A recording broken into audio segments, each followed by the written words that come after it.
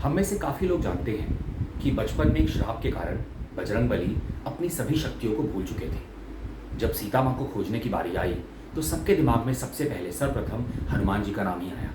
पर हनुमान जी को पता नहीं था कि शुरुआत कहाँ से करें। तब वानर सेना के प्रमुख सेनापति यानी कि जाम्बवत जी ने हनुमान जी को उनकी शक्तियाँ याद दिलाना शुरू किया। और जाम्बवत जी के कहने पर ही हनुमान जी एक पहाड़ की चोटी पर चढ़े और वहाँ से जय श्री राम पुकारते हुए छलांग लगाई और उन्होंने उड़ना शुरू कर दिया।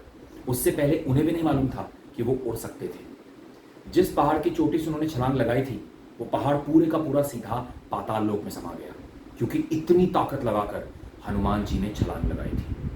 ये था उनकी शक्ति का सबसे पहला प्रमाण रामायण में। जय बजरंगबली।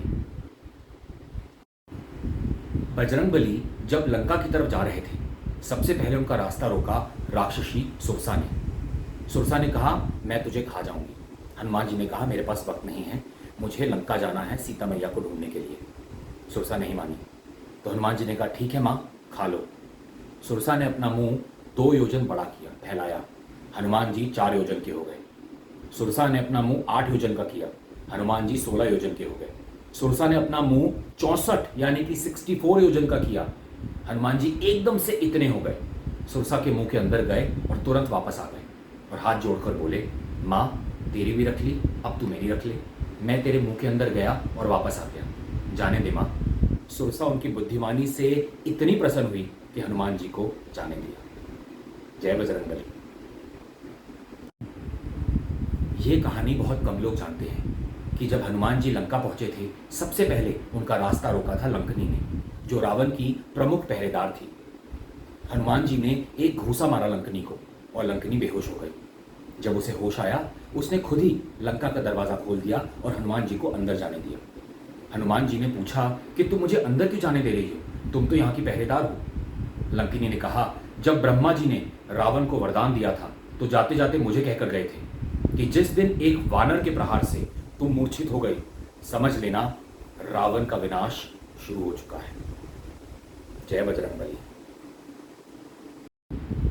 जब हनुमान जी सीता मैया के पास पहुंचे थे तो सीता मैया ने कहा कि श्री राम क्यों नहीं आए उन्हें लेने के लिए।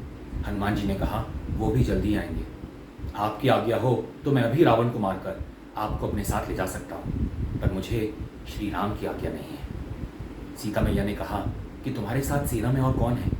हनुमान जी छोटे कद में सीता मैया के पास गए थे। उन्होंने कहा, मेरे ही जैसे बहुत सारे वानर हैं, उनमें से ज़्यादातर तो मुझसे भी छोटे कद के हैं। सीता मैया ने कहा, फिर तुम मुझे कैसे बचाओगे।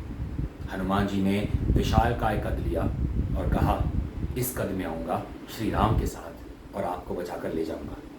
फिलहाल अगर आपकी आज्ञा हो तो अपनी भूख मिटा लूँ। सीता मैया ने कहा, जाओ पुत्र।